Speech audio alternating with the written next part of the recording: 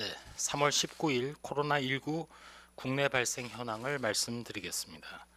3월 19일 0시 현재 총 누적 확진자 수는 8,565명입니다. 이 중 1,947명이 격리 해제되었습니다. 신규 확진자 수는 152명이고 격리 해제는 407명이 증가를 해서 전체적으로 격리 중 환자 수는 감소하였습니다. 지역별로는 대구가 97명으로 가장 발생이 많았고 이어서 경기도 18명, 경북이 12명, 서울도 12명이 발생하였습니다. 전국적으로는 80.8%가 집단 발생과 연관성을 확인할 수 있었습니다. 서울의 구로구 소재 콜센터와 관련해서는 전일 대비 4명이 추가로 확진되어서 현재까지 139명의 확진 환자가 확인이 되었습니다. 경기도 성남시에 소재한 은혜의 강 교회와 관련해서는 9명이 추가로 확진되어서 현재까지 총 64명의 확진자가 확인되었습니다. 경기도 성남에 소재한 분당재생병원 관련해서는 전일 대비 4명이 추가로 확진되어서 현재까지 총 35명의 확진자가 확인되었습니다. 특별히 확진자가 다수 발생했던 81병동에 방문했던 직원 144명이 추가로 확인되어서 이들 직원들에 대한 검사를 실시했고 이 중 3명이 양성으로 확인되었습니다. 대구에서는 북구에 소재한 배성병원 의료기관에서 현재까지 총 8명의 확진 환자가 확인되었습니다. 대구에서는 현재 고위험 집단에 대한 전수조사가 진행 중으로 요양병원 5개소에서 7명의 확진자가 추가로 발생해서 조치가 진행되고 있습니다. 또한 어제 대구의 17세 고교생의 안타까운 사망 소식에 저희 중앙방역대책본부에서 일단 유가족 분들에게 깊은 애도의 말씀을 드리고 동시에 삼가 고인의 명복을 빕니다. 많은 국민들께서 함께 슬퍼하고 걱정하고 계시는 이번 안타까운 사례에 대해서 저희 방역당국에서는 신중하고 또 객관적으로 상황 분석을 진행을 해왔습니다. 그동안 중앙방역대책본부 차원에서 진단분석팀이 주관을 해서 우리 질병관리본부 이외에도 외부의 민간 의료기관에서도 신속하게 재검사를 시행을 했고 역학조사팀이 임상 의무 기록 등을 확보를 했습니다. 이러한 임상 정보 또 검사 결과를 종합해서 중앙임상위원회로 하여금 최종적으로 사례를 판정하도록 의뢰한 바 있습니다. 일단 진단검사와 관련해서는 아까 말씀드린 객관적인 진단검사를 위해서 우리 방대본 이외에도 서울대학교 병원 그리고 연세대 세브란스 병원에서 진단검사 결과를 시행을 했고 이 부분과 관련해서 진단검사관리위원회에서 일단 판단을 한 결과 코로나19 음성으로 최종 판단을 하였습니다. 또한 오늘 오전에 개최된 중앙임상위원회 논의 결과와 관련해서는 이 환자분 또 돌아가신 분과 관련해서 코로나19에 의한 사망은 아닌 것으로 중앙임상위원회에서는 판단을 했고 따라서 코로나19 여부 확인을 위한 부검은 필요하지 않은 것으로 일단 그렇게 의견을 매듭 지었습니다.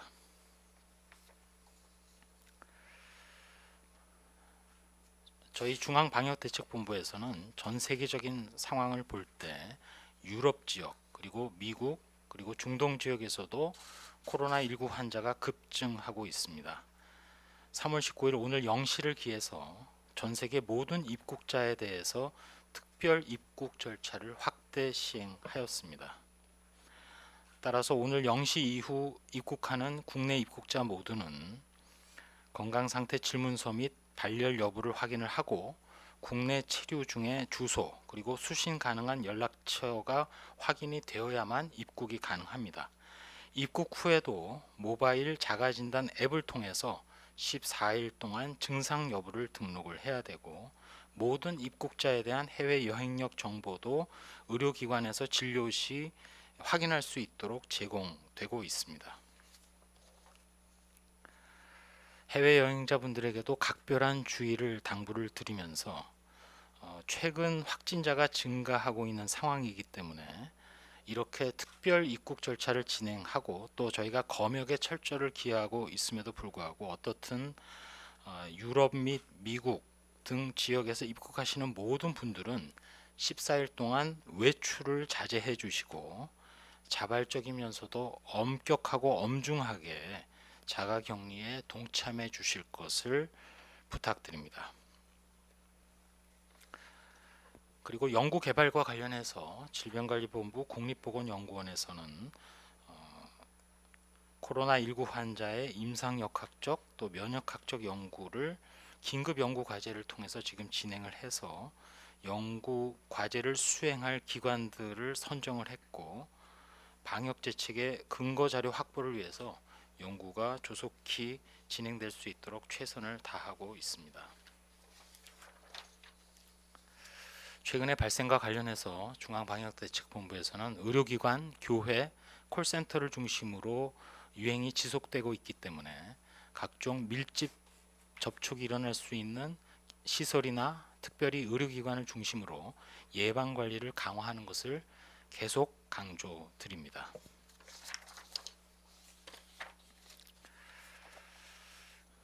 그리고 오늘 특별히 코로나19 유행이 장기화되면서 감염병과 관련된 불안, 불면, 무기력 등의 스트레스를 호소하는 국민들이 점차 늘어나고 있습니다.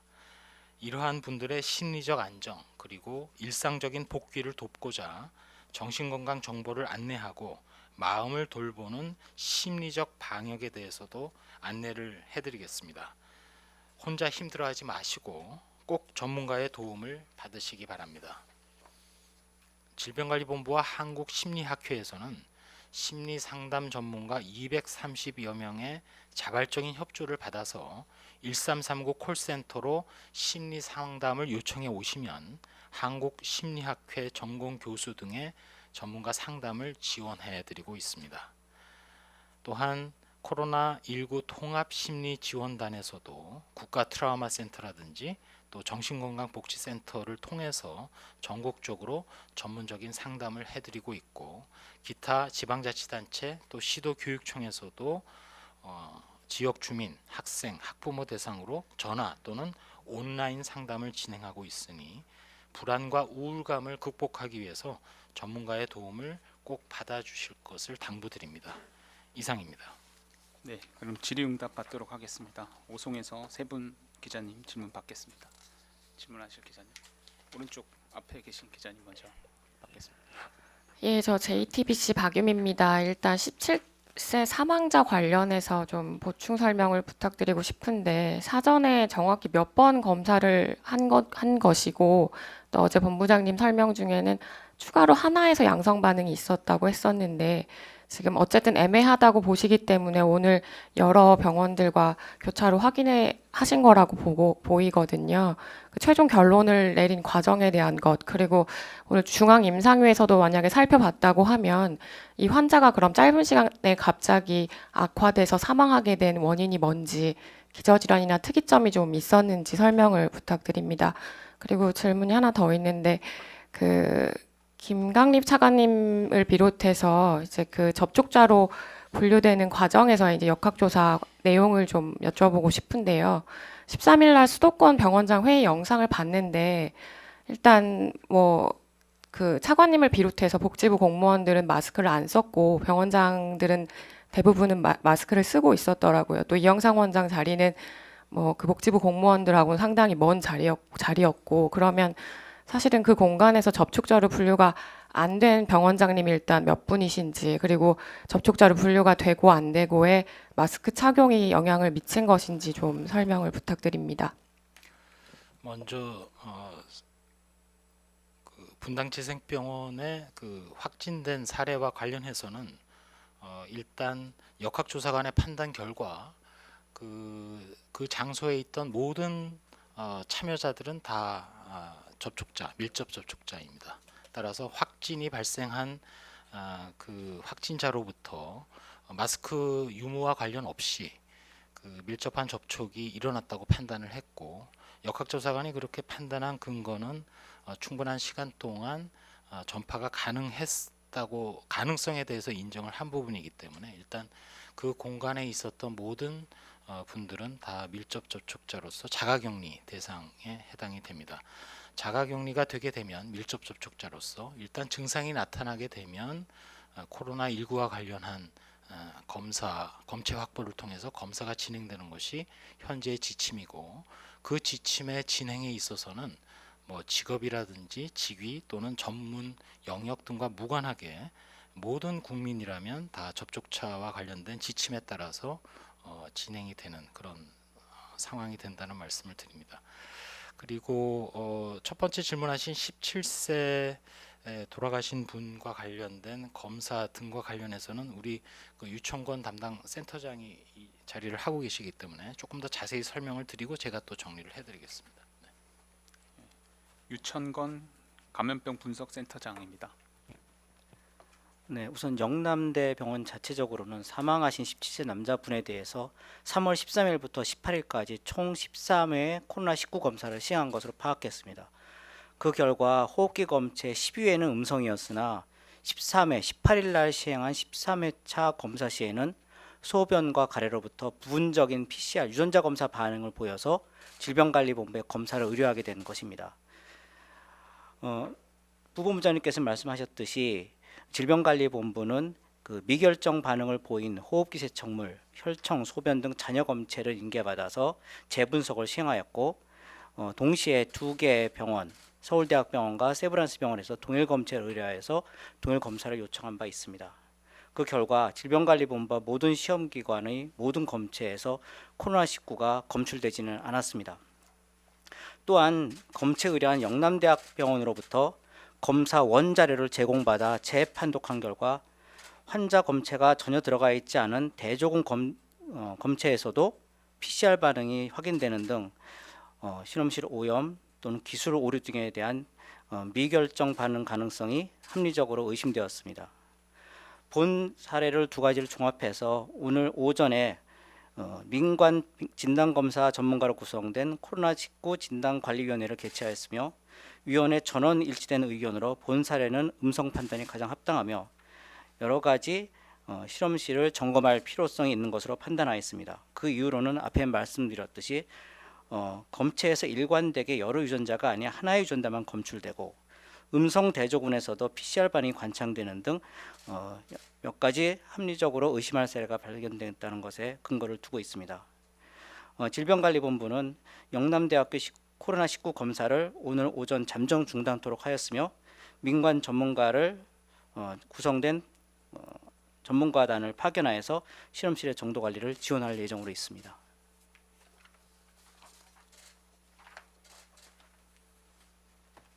네, 진단검사와 관련해서는 지금 유청권 센터장이 말씀드린 대로 일단 어떤 잘못이 발생한 것으로 우리가 판단을 했고, 그거에 따라서 조치를 지금 취한 상태입니다. 이런 모든 결과를 일단 검사 결과와 관련해서는 그런 상황이고, 아까 말씀드린 대로 중앙임상위원회에서는 그러한 음성 결과 그리고 의무 기록 등을 종합적으로 보시고 사망하신 분과 관련해서는 코로나19에 의한 사망은 아닌 것으로, 그리고 따라서 부검은 필요하지 않은 것으로 그렇게 결론을 주셨습니다. 혹시 다른 사인으로 추정되는 것도 다시 한번 방역대책본부 입장에서는 돌아가신 분들을 항상 저희가 몇 명 또는 몇 건으로 이렇게 표현드리는 것에 거듭거듭 죄송한 말씀을 드리고, 특별히 이 17세 돌아가신 분과 관련해서는 비록 코로나19이든 아니든 간에 그 안타까움과 또 슬픔,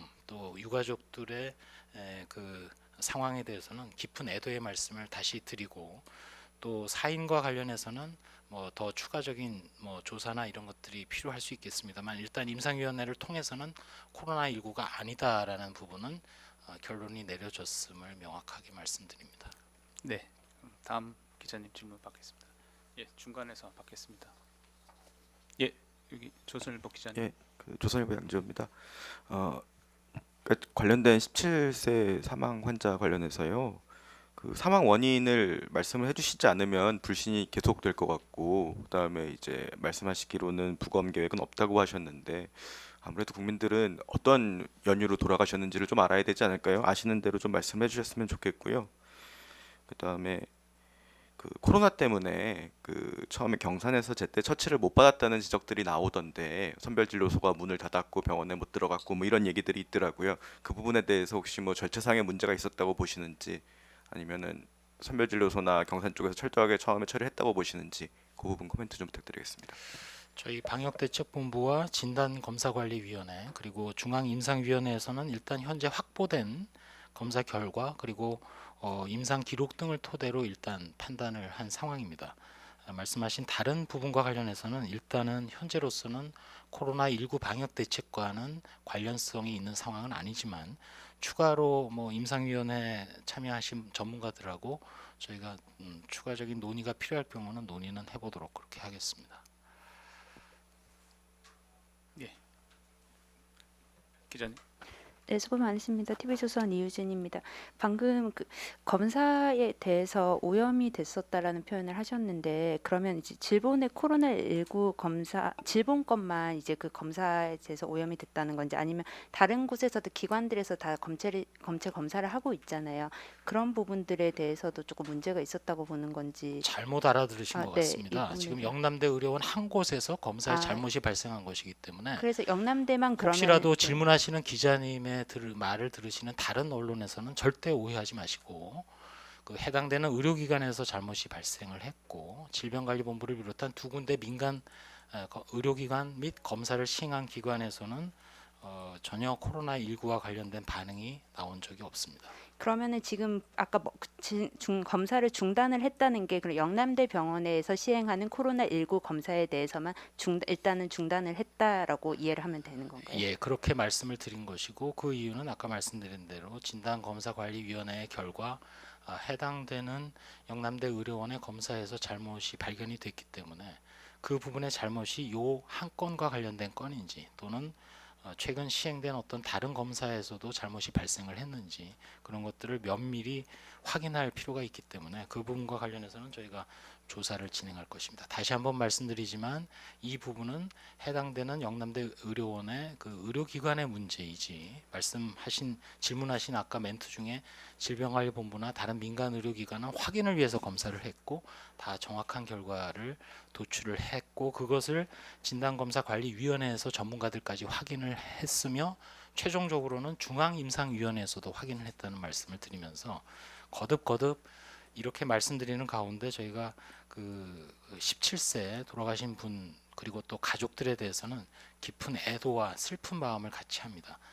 다만 그 원인에 대해서는 원인을 규명하는 부분은 또 다른 영역과 해당되기 때문에 필요할 경우에는 그 부분은 중앙임상위원회 전문가들과 같이 한 번 더 의견을 나눠볼 그럴 그 계획은 가지고 있습니다. 네.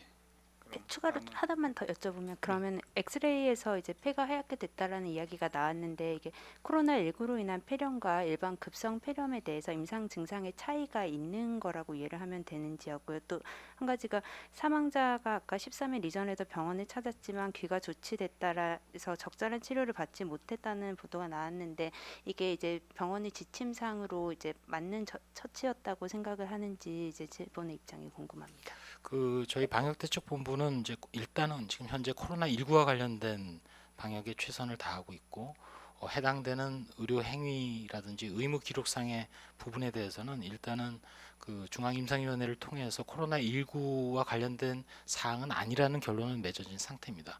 그 이외의 사항에 대해서는 좀 더 다른 절차나 다른 그 과정을 통해서 살펴볼 그럴 영역으로 그렇게 판단을 하고 있습니다. 네. 그러면 세종 기자님들 질문 받겠습니다. 뉴시스 기자님, 헤럴드 경제 기자님 질문 주십시오. 네, 뉴시스 임재희 기자인데요. 그 13번이나 검사를 하게 됐는데 이런 상황이 좀 일반적이진 않을 것 같아 가지고요. 그 이렇게 재검사한 이유를 무엇으로 보고 계신지 좀 궁금하고요. 그리고 이 검사 키트 신뢰성에 대해서 뭐 이번 사례를 통해서 계속 의구심을 제기하는 분들이 계시고 또 아무래도 신속 그 긴급 사용 승인을 받다 보니까 그런 것 같은데 이거에 대해서 다시 한번 설명 부탁드립니다. 예, 그 진단 제재의 신뢰성에 대해서는 추호도 의문을 가지실 필요도 없고 이미 그 평가 결과도 저희가 공개를 했습니다만 긴급 사용 승인이라는 것도 있는 제도 하에서 저희가 검증을 해서 최선을 다한 결과로서 현재 진단 제재 자체가 일선에서 사용되고 있다는 말씀을 드립니다. 13번이나 검사를 한 부분과 관련해서는 그 부분도 해당되는 의료기관의 판단이기 때문에 그것은 고유의 의료 영역에 해당하는 것이라서 그 부분과 관련해서 저희 방대본 입장에서 뭐라고 얘기할 사안은 아니지만 그냥 개인적으로 추정을 해볼 때는 아마도 해당 의료기관에서 그렇게 검사를 많이 했다는 것은 그 검사 항목에 대해서 좀 더 강한 그 진단적으로 의심을 하지 않았나 그렇게 추정을 해볼 뿐이지만 그 부분도 명확하지는 않습니다. 예, 민관 전문가가 파견이 되어서 조사를 통해서 그 정보가 나오면 그때 말씀드리도록 하겠습니다. 다음은 헤럴드 경제 기자님. 네, 헤럴드 경제 정mon수입니다. 저 그 김강립 차관님 관련해서 한 번만 더 여쭈면요. 그래서 그 사례정에 따르면 접촉자의 접촉자인데 증상이 없기 때문에 이제 검사 대상이 아니라고 이제 방대본으로부터 통보를 받았다 이렇게 중수본에서 얘기를 하는데 이게 그 해수부 장관의 음성을 받을 때와의 어떤 차이점이 있는 건지 그리고 실제로 이게 검사를 정말 안 하는 건지 뭐 숨기는 거나 그런 건 전혀 아니라고 보면 되는 건지 하나 여쭙고요. 두 번째는 이제 장기전을 대비해야 된다는 얘기가 많이 나오는데 뭐 장기전을 대비해서 뭐 좀 매뉴얼이나 이런 것 시민들이 실천할 수 있는 뭐 생활 방역 관련한 매뉴얼 같은 걸 만들어 달라는 얘기도 있던데 그런 거 관련해서는 혹시 검토한 게 있는지 여쭙고 싶습니다. 첫 번째 물어보신 것은 제가 듣기에는 좀 오류를 섞어서 질문하신 것 같습니다. 차관께서 접촉자의 접촉자 뭐 이런 얘기를 한 것을 저는 기억하고 있지 못하고 아까도 말씀드렸지만 객관적으로 그날 어떤 그 확진 환자가 발생을 했고 확진 환자에 대해서 역학조사관이 역학조사를 한 결과 그 밀집된 공간이나 여러 가지를 판단해 볼 때 참석자 전체가 다 확진자와 밀접한 접촉이 발생했기 때문에 다 자가격리 대상이고 자가격리 대상자는 반복을 해서 말씀드립니다만 현재 코로나19와 관련된 지침상 증상이 나타나게 되면 그때 검사를 하는 것이 현재 지침에 있는 내용이고 또 합리적인 판단입니다.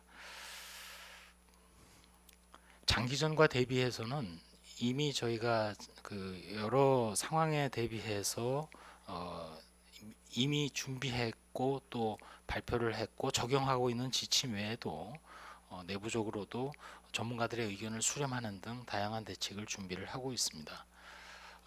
오늘 WHO 사무총장이 브리핑을 하면서 그 모두 발언을 통해서 중요한 한 가지 얘기를 했는데 우리 한국에 대한 상황을 뭐 얘기한 것은 일단 논외로 하고 그 사회적 거리두기 이외에 환자를 하나하나 발견을 하고 검사를 하고 격리 조치를 하는 등의 노력을 하지 않는다면 또 다른 급격한 환자 발생이 일어날 수도 있다는 것을 사실상은 경고한 것으로 저희 방대본은 받아들입니다.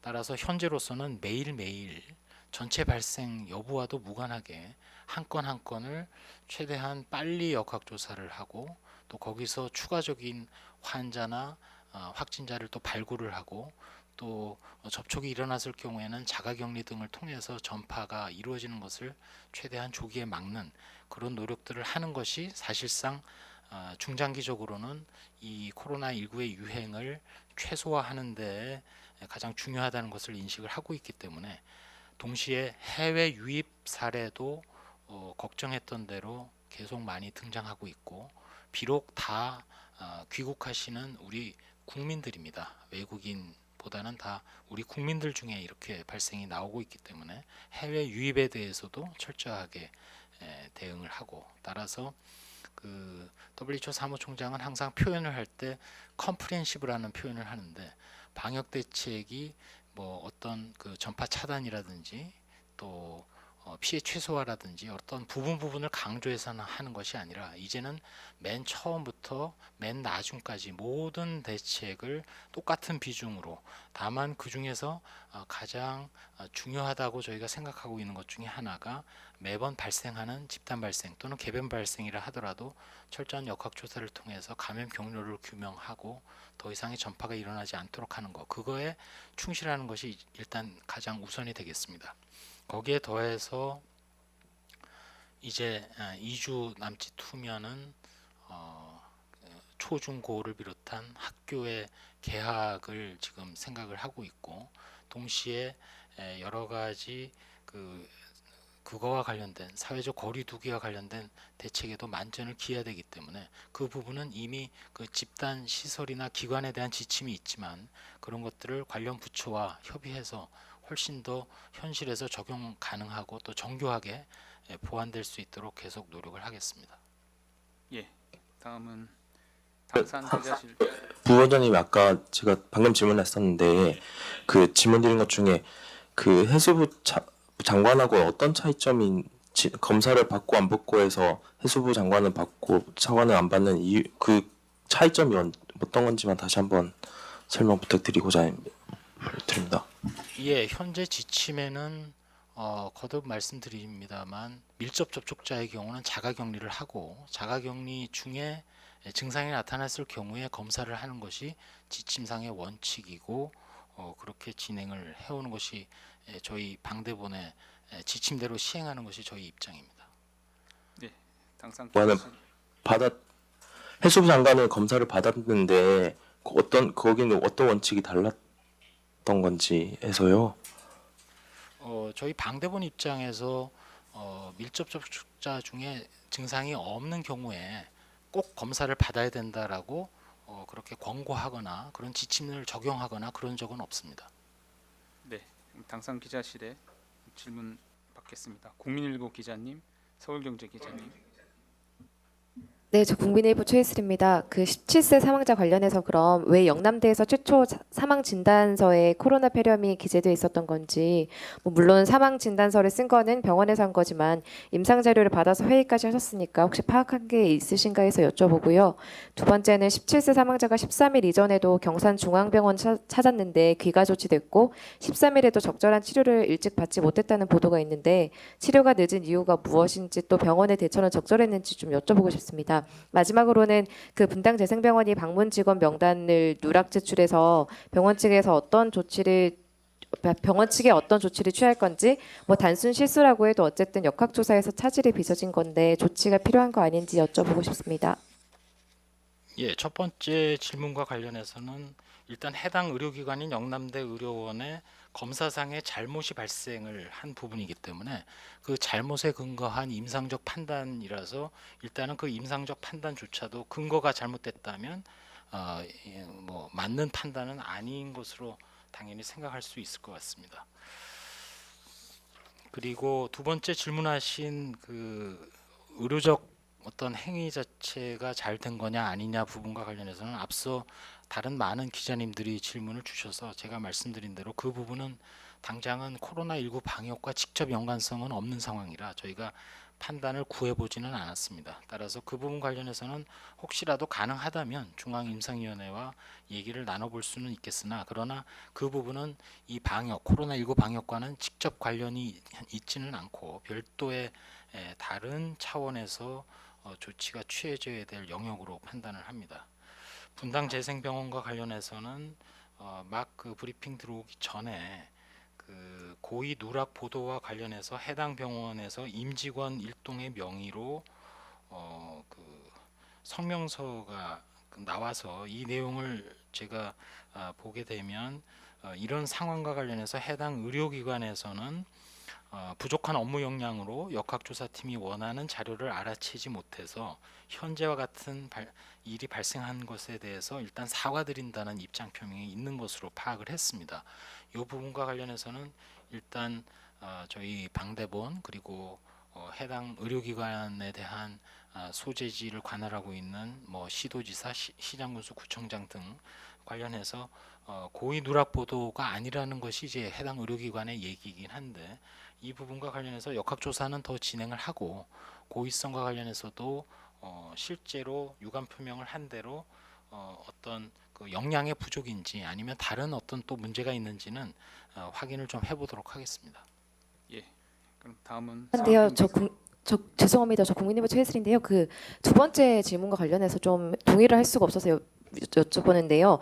이게 13세 사망자, 그러니까 17세 사망자가 경산중앙병원 찾았을 때 이미 폐 소견이 있었고 지침에 보면은 폐 소견에서 원인 불명의 폐렴의 소견이 발견되면은 당연히 진단 검사를 하고 적절한 조치를 취하는 그 대상이 아닌지 궁금합니다. 오늘 말씀드린 것은 이제 영남대 의료원에서의 최종적인 어떤 진단 검사 부분에 대한 조사 그리고 중앙임상위원회에서 코로나19가 맞나 안 맞나에 대한 판단을 구한 것이고 거듭 계속해서 말씀드리고 있지만 그 이외에 다른 의료 행위와 관련된 부분과 관련해서는 아직은 저희가 전문가들과 함께 판단을 또 의무 기록에 대한 여러 내용들을 더 살펴보지는 않았습니다. 따라서 기회가 된다면 그 부분은 중앙임상위원회 등과 논의를 할 수도 있고 그러나 또 다른 어떤 뭐 그게 과연 뭐 의료진의 어떤 잘못인지 등과 관련해서는 별도로 좀 조사라든지 또 상세하게 그 검토가 필요한 사안으로 판단을 합니다. 네. 다음은 서울경제 기자님 질문 주십시오. 네, 서울경제 이주원 기자입니다. 오늘 경북도 브리핑에서 95년생 환자가 완치 후 재감염되는 사례가 나왔다고 발표했는데요. 파악하고 계시기에 이런 재감염 사례가 몇 건까지 나왔는지 궁금합니다. 그리고 또 이런 사례가 왜 계속 나오고 혹시 진단검사 자체에 문제가 있어서 결과가 뒤바뀌었을 가능성은 전혀 없는 건지 설명 부탁드립니다. 그리고 한 가지 더 있는데 분당 재생병원 원장과 함께 중대본 회의 참석한 병원장과 병원 리스트를 혹시 받을 수 있는지 말씀 부탁드립니다. 95년생 재감염과 관련해서는 제가 따로 자료를 갖고 있거나 보고를 받지는 못했습니다. 그 부분은 확인을 해서 말씀을 드리겠습니다. 다만 원칙적으로 지난번에도 한번 유사한 재감염과 사례가 있어서 그때 전문가들에게 의견을 구한 것으로는 기저질환 내지는 면역이 많이 떨어진 경우 임산부 등을 포함해서 그 경우에는 항체 형성의 문제 발생으로 일단은 코로나 바이러스 자체에 대한 어떤 그 방어력이 좀 떨어진 상태에서는 시간이 흐르면서 다시금 그 바이러스의 복제가 왕성해지면서 재감염이 일단 일어날 수 있는 그런 상황이다라는 것까지는 저희가 파악을 했는데 이런 재감염이 뭐 말씀하신 대로 많은지 또는 이런 95년생 특정한 지금 사례를 얘기하셔서 그 부분과 관련해서는 확인을 좀 해보겠습니다. 두 번째 물어보신 분당재생병원장이 참석한 그런 그 장소에 참여했던 사람들은 전체가 다 자가격리 대상이고 그 자가격리 대상과 관련해서 특별한 신원이라든지 이런 부분을 저희가 따로 말씀드리고 있지는 않습니다. 따라서 특정한 병원에 뭐 병원장이냐 아니냐 등등과 관련해서는 저희가 뭐 공개적으로 이렇게 말씀드리기는 좀 어려운 상황입니다. 예. 다음 경향신문 기자님, 뉴시스 기자님 두 분 질의받고 질의응답 마무리하겠습니다. 예, 오전에 비슷한 질문 계속 나왔는데 다시 여쭤보겠습니다. 그 오늘만 6천 명 넘게 그 국내로 입국자가 있는데 그 추가된 임시격리시설 포함해서 총 120인 규모로 지금 나와 있는데요. 이 정도면 좀 충분하다고 보시는지 좀 일단 여쭙고 싶고요. 그리고 또 특별 입국 절차 투입된 인력이 정확히 몇 명이고 인력 이 정도면 충분하다고 보시는 건지 좀 여쭙고 싶습니다. 그리고 지금 그 입국 후에 14일간 자택에 머무르라고 계속 정부에서 권고하고 계신데 차라리 입국자 전원 자가격리를 의무화한다든지 이런 조치가 좀 필요한 것은 아닌지 좀 여쭙습니다.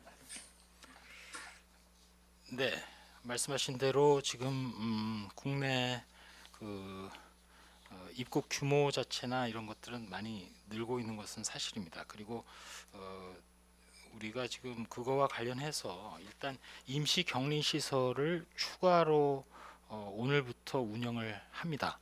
문화체육관광부 등과 협의를 해서 국민체육진흥공단의 특정한 시설을 영종도에 소재하고 있는 시설이고 여기에 51실을 임시격리시설로 추가로 운영을 합니다. 그러면은 기존의 50실에 또 추가로 저희가 확보한 곳이 51실이기 때문에 또 입국하시는 분들 중에 증상이 있어서 리얼타임 PCR을 했을 경우 걸리는 시간 등을 생각하면은 전체적으로 이 정도면 현재로서는 저희가 그 운영하는 데는 이제 문제는 없을 수 있는데 다만 이러한 임시 격리 시설을 빠른 시간 안에 추가로 더 확보를 하도록 그렇게 하겠습니다. 왜냐하면 현재 전 세계에서 입국자들이 다 확대가 됐고 특별히 그 동남아라든지 미국 등에서 더 많은 유증상자 또 검사가 필요한 인력이 나올 수 있기 때문에 이러한 격리 시설에만 총 33명의 추가 인력을 배치를 완료를 한 상태입니다. 검역과 관련해서는 추가 인력으로 117명의 검역 지원 인력을 배치를 했습니다. 그래서 현재 전체 검역에 종사하고 있는 인력이 일단 879명인데 기존 검역소 인력과 이미 지원한 인력 외에도 추가로 117명의 추가 지원 인력을 저희가 배치를 했습니다. 이 중에는 검역 지원에만 64명의 인력이 추가로 투입이 됐고 특별 입국 절차 지원을 위해서는 53명의 인력이 추가 투입이 됐습니다. 이 중에서 특별 입국 절차와 관련해서는 국방부의 군 인력이 53명이 다 차지를 하고 있습니다. 나머지 검역 지원 인력 64명은 이 중에는 군의관도 있고 또 국방부에 있는 응급구조사도 있고 또 복지부 자체 인력도 있고 산하기관, 건보공단이나 연금공단 등의 인력들 다 합해서 지금 64명. 그래서 검역 지원 인력 64명, 특별 입국 절차 지원 53명 해가지고 117명이 긴급하게 추가 지원 인력으로 지금 투입되어 있는 상황입니다. 그래서 이런 인력을 통해서 특별 입국 절차를 최선을 다해서 검역과 함께 진행을 하고 있고 저희가 지금 아까 말씀하신 대로 자택에서 자가격리에 준하는 자발적인 협조를 당부를 드렸고 다만 그 자가진단 앱의 활용을 통해서 저희가 최선을 다해서 특별 입국 절차를 통한 그 코로나19의 국내 유입을 조기에 차단하거나 발견해서 예방하는데 최선의 노력을 다하도록 그렇게 하겠습니다. 예, 그럼 마무리 마지막 질문입니다. 뉴시스 기자님 질문 주십시오. 네, 뉴시스의 구무서입니다. 그 마지막이라서 좀 여러 가지 여쭤보려고 하는데요. 그 17세 사망자 사인에 관련해서 이게 명확한 사인이 지금 있는데 방역상 공개가 불필요해서 지금 알려지지 않는 건지 아니면 사인은 지금 명확하게 나와 있지 않은 건지 확인을 한 번만 더 부탁드리고요. 그리고 기존에 영남대병원에서 검사를 받았던 사람들에 대해서는 그러면 당장에 뭐 특별한 조치는 필요하지 않은지 두 번째 질문이고요. 그리고 이 병원 외에도 혹시 다른 그 곳에 있는 검사, 진단 검사에 대해서 어떤 특별한 뭐 확인 작업이나 조치가 혹시 계획 중이신지 질문드리고요. 그리고 오늘 그 위중, 중증 환자 그 관련해서 한번 업데이트 부탁드리고 그 치명률이 1% 넘고 계속해서 그 사망자는 늘어나고 있고요. 이게 격리 해제자 이게 줄어들고 그 입원 대기 중인 사람도 이렇게 감소하고 있는데 계속해서 사망자가 늘어나고 있어서 이 부분 좀 어떻게 보시는지 질문드리고 마지막으로 그 해수부 장관은 코로나19 검사를 자비로 받았는지 그거 확인 부탁드립니다. 네, 6가지 질문을 하셨습니다. 첫 번째 거듭 말씀드리지만 이 안타까운 그 사망과 관련해서는 현재 코로나19가 아닌 것이 이제 전문가들 판단으로도 그렇고 저희는 이제 그런 결론을 도출을 했는데 그러면 어떤 사인이냐에 대해서는 아직까지는 확인하지 못했고 알고 있지 못합니다. 두 번째 말씀하신 영남대 의료원의 검사와 관련해서는 그러한 문제 때문에 아까 담당 센터장이 말씀드린 대로 일단 관련된 코로나19의 검사를 중단을 시켰고 또 저희가 조사를 철저히 해서 그 부분이 어떤 특정한 잘못, 실험실 내에서의 특정한 시점에서의 잘못으로 일단은 판단은 하고 있습니다만 그러한 그 잘못 자체가 구조적으로 발생했는지라든지 여러 가지 상황에 대해서는 조사를 통해서 과거에 이루어진 검사 결과에 대해서도 저희가 재검토를 하도록 그렇게 하겠습니다. 다만 이런 부분이 그 현재 사용되고 있는 코로나19의 검사 제재, 검사 키트와 진단 키트와 관련된 문제는 아니다. 왜냐하면 그 부분과 관련해서는 다른 검사기관 또 저희가 그 수탁기관 등과 관련해서는 계속해서 평가와 모니터링을 해오고 있고 일부 그 결과는 저희가 공개도 하면서 정확성 등에 대해서도 저희가 계속 공개적으로 밝혀오고 있는 상황이기 때문에 그렇습니다. 그리고 치명률과 관련해서는 저희가 가장 좀 유의하고 있는 부분이긴 합니다. 더군다나 계속 말씀드린 대로 고위험군, 특별히 연세가 많으시고 또 기저질환이 있는 분들, 다만 조금 이따 우리 곽진 팀장이 얘기를 하겠습니다만 위중, 중증 중에도 연령대도 좀 낮거나 또 물론 그 사례 자체는 숫자는 적지만 기저질환을 아직은 확인하지 못하고 있는 사례도 좀 있기 때문에 어떻든 그런 부분도 있지만 기본적으로는 치명률은 나이가 많으시고 또 기저질환이 있는 분들이 가장 중요하고 이 치명률과 관련해서는 결국 그런 분들이 밀집된 생활 환경을 하고 있는 장소 가장 중요하게는 요양병원이라든지 또 각종 사회복지 시설이라든지 이런 곳에 대해서 사회적 거리두기와 더 나아가서는 그 대개 지금 발생하고 있는 것을 보면 해당되는 기관에 종사하는 분들이 증상이 있음에도 불구하고 계속해서 그러한 밀집된 시설 내에서 업무에 종사하는 경우가 있는 것이 가장 큰 전염의 출발로 판단을 하고 있습니다. 따라서 그 부분과 관련해서 저희가 계속 말씀드리고 있는 대로 그 요양병원 등 의료기관 그리고 사회복지시설 등 밀집된 생활시설이나 환경에서 근무하시는 분들은 조금이라도 몸에 이상이 있을 경우에는 업무에 종사하지 않도록 더 홍보와 안내를 더 강화하는 그런 거를 진행을 하겠고 또 현재로서는 입원 대기라든지 진료와 관련해서 지연이 있다든지 그런 상황은 아닌 것으로 판단을 하고 있음에도 불구하고 앞서 말씀드린 현재 위중 또는 중증 환자와 관련해서 혹시라도 중앙임상위원회 전문가들과 함께 현재까지 이루어지고 있고 또 혹시 외국 사례 등을 통해서 환자 관리에 있어서 어떤 미비점이나 또는 보완해야 될 점은 없는지는 계속 찾고 또 개선하도록 그렇게 하겠습니다. 제가 말씀드릴 마지막 답변 관련해서 제가 지금 해수부 계속 얘기를 하시는데 검사와 관련해서 죄송하지만 검사를 했는지 또 검사와 관련된 비용이 어떻게 됐는지는 제가 알고 있지는 못합니다. 그래서 그 부분 관련해서는 확인해서 좀 다시 말씀을 드리도록 그렇게 하겠습니다. 우리 곽 팀장이 위중, 중증 현황에 대해서 좀 설명해 주시기 바랍니다.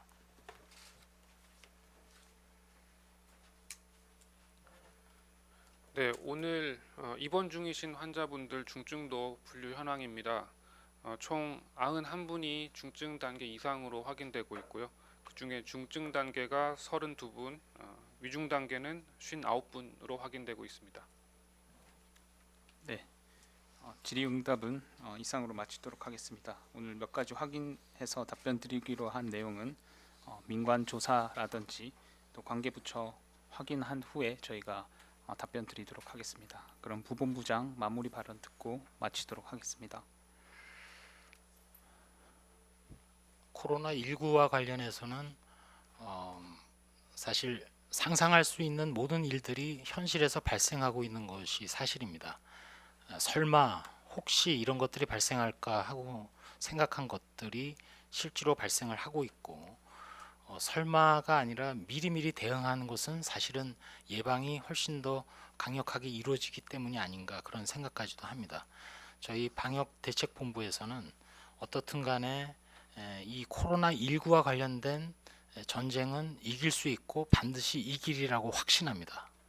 다만 코로나19를 이기는 과정에서 개별적으로 이루어지는 전투에서는 분명히 우리가 어려움을 겪을 수 있고 기습을 당할 수도 있고 또 전선이 뚫릴 수도 있습니다.